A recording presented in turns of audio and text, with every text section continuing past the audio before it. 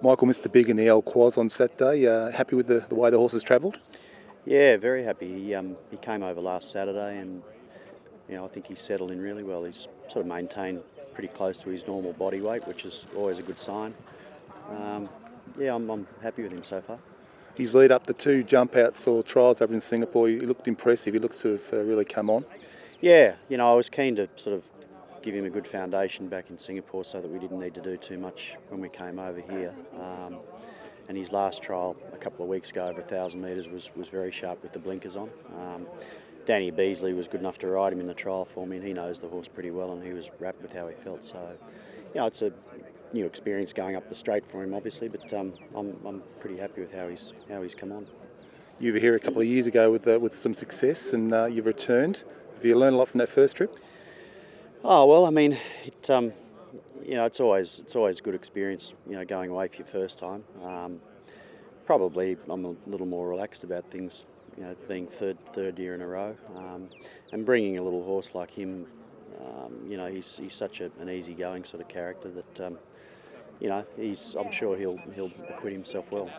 How'd you like to see that race unfolding? Because it's a pretty hot field. Yeah, I mean, I think drawn out where we have near the outside rail, the local guys tell me is probably a good place to be. And he's a sort of jump and put himself thereabouts on the pace. There's a bit of speed drawn around him, so I would imagine he'll be sort of in the first 3 or 4 of the outside division, and hopefully still there at the business end of the race. Well, you won't lose anything having Zach Purton on. He's in great form, and I think his last overseas ride was the win at Ascot.